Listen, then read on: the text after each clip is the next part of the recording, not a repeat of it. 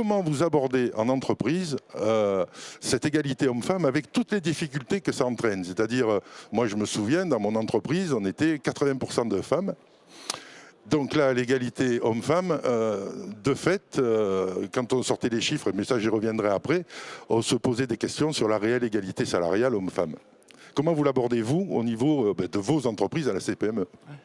Alors peut-être que je peux commencer en rappelant que moi je suis d'abord chef d'entreprise, hein, donc j'ai une entreprise avec 60 salariés, donc j'applique dans mon entreprise déjà, et chez Cantis, mon entreprise, on est une entreprise bâtie sur le collaboratif, donc avec la co-construction au cœur, et je le dis parce que forcément ça influence après notre raisonnement sur ces sujets-là.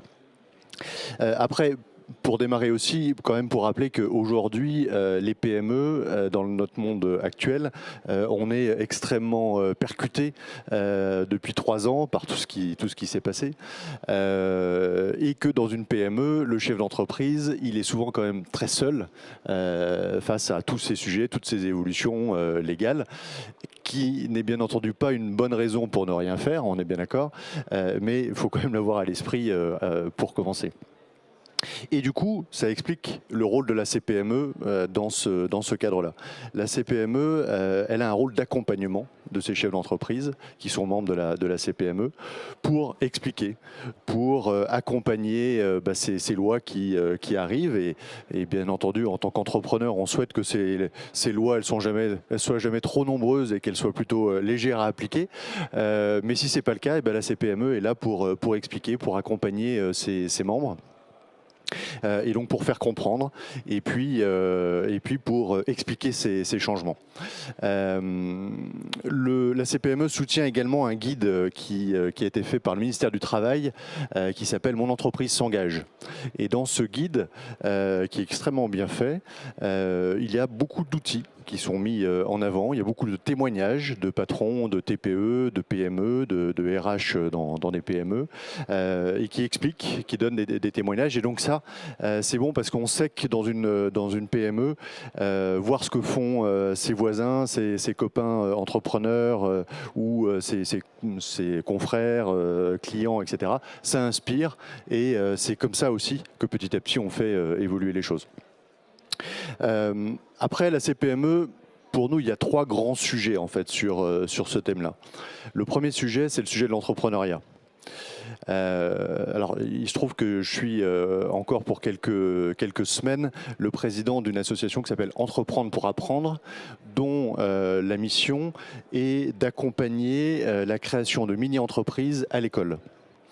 J'en suis le président au niveau de la région. Et ce qu'on constate, qui est plutôt chouette, c'est que dans ces mini-entrepreneurs, 40% sont des garçons, 40% sont des filles et 20% sont des coprésidents garçons-filles. Et c'est intéressant parce que si on regarde les stats nationales de la création d'entreprises en 2021, on est à 32% d'entreprises créées par des femmes et ce taux est en augmentation sur les 20 dernières années d'une dizaine de pourcents. Donc, on peut imaginer que ça imprime une tendance et que peut-être petit à petit on va aller vers la parité sur la création d'entreprise qui est quand même quelque chose d'important en France. Un autre point, mais ça c'est plus un constat, j'ai pas de chiffres là-dessus, mais quelque chose que je vois depuis quelques années. Avant, une entreprise, une PME qui se transmettait familialement, il n'y avait quasiment pas de débat, ça se transmettait au fils, enfin à l'un des fils. Et bien aujourd'hui, à Lyon, en région Auvergne-Rhône-Alpes, de plus en plus, le sujet n'est pas le fils ou le fils, c'est le fils ou la fille. Et il y a de plus en plus de femmes qui reprennent des PME aujourd'hui. Il y a plein d'exemples aujourd'hui, notamment à Lyon. Donc, encore une fois, je n'ai pas de stats là-dessus, mais c'est un retour terrain, on va dire. Donc l'entrepreneuriat, c'est vraiment un point clé à faire évoluer sur ce thème. Le deuxième point pour nous, c'est la formation. J'expliquais, je suis également engagé pour entreprendre, pour apprendre, et notre rôle, c'est de faire découvrir l'entreprise au sein des écoles, par la mini-entreprise, par la création d'une mini-entreprise et par le développement d'une mini-entreprise avec les profs, avec les élèves.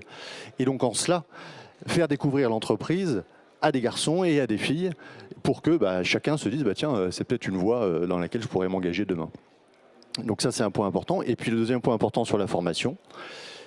Aujourd'hui, il y a, de manière probablement culturelle, encore des tas de formations dans les métiers du BTP, dans les métiers du digital, où ce sont les garçons en priorité qui se forment à ces métiers-là. Et donc là, il faut agir pour que petit à petit, ce soient des métiers qui soient ouverts aux garçons et aux filles.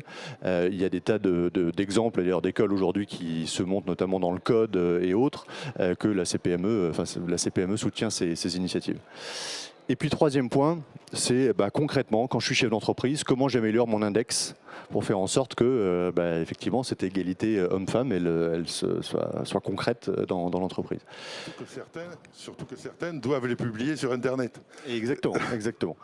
Là-dessus, je propose de parler rapidement de 4 points qui nous paraissent clés. Le premier, c'est le recrutement.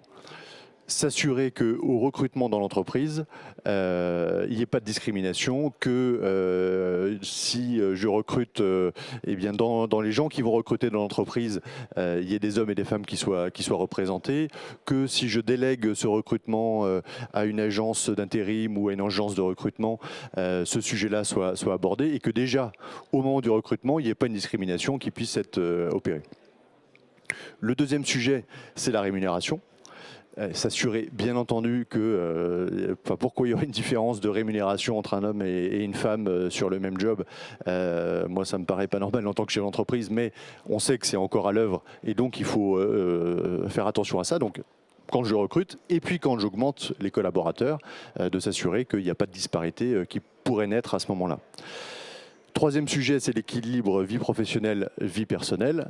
Alors qui probablement a beaucoup évolué ces 2-3 dernières années avec le Covid et le télétravail, etc. Et qui aujourd'hui, je le vois dans mon entreprise, c'est finalement qu'on soit homme ou femme, il y a un équilibre encore plus fort sur ces sujets-là.